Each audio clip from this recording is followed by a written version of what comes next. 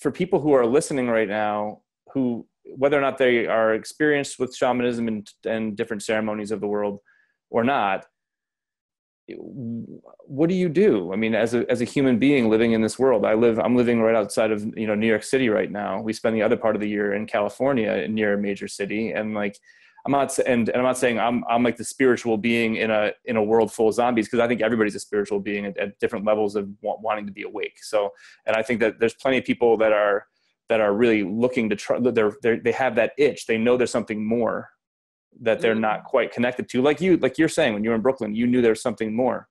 Right. As part of the itch that probably got me to do what I'm doing now too. What do you do as that person who doesn't have access? A lot of people don't have access or the financial resources to go fly to Peru or to fly to Siberia or wherever, these ceremonies are being practiced. So what do you do as a human being living in the modern world who just wants some more connection? Well, there are actually pretty easy ways today to do this. I'm not talking to you to push my books, but I've written books. Please do.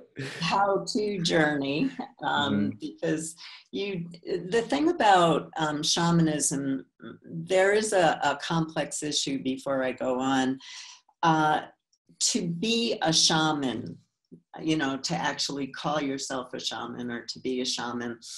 To call yourself a shaman is seen as bad luck in indigenous cultures, because it's your community that calls you a shaman. It's a destiny, it's a call. It's not, I think I'm going to be a shaman. And I get a lot of those letters. I think it looks like a good idea for me to be a shaman. And actually it isn't, because the initiations you go through don't stop, and they're not pleasant, because a shaman is a wounded healer, and it's all about being able to have that heart that's always open and always being in compassion. And so the spirits do not make life easy for a shaman. So it's not the romantic path that a lot of Westerners think that it is. But everybody in the West can practice shamanism. And there's a difference between being a shaman, which is a calling, and you will know if you're called. There isn't really a mystery or wondering about it. There's no confusion.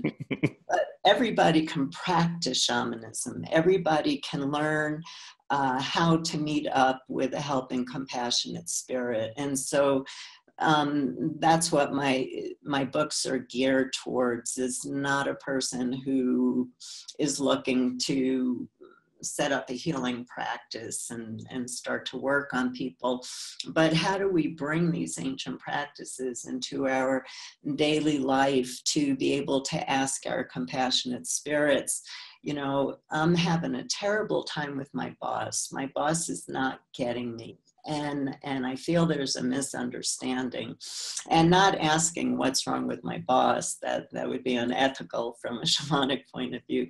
But how do I change my behavior at work so that I'm more successful and I have better communication skills with my boss and my staff? I'm just giving a very practical example of how people today can use shamanism in their life. I haven't been feeling well. What's at a balance in my life that it looks like I can bring balance in? So these are the kinds of things the helping compassionate spirits can help us with, is how do I manifest my greatest dreams to be able to experience the goodness that life has to offer? How do I release through ceremony? How do I do a fire ceremony where I write on a piece of paper that I don't feel worthy, and I bring that bowl and the fire to the spirits and I say, take this from me? I mean, that's a very simple, you don't have to travel to another country to learn how to move into a sacred space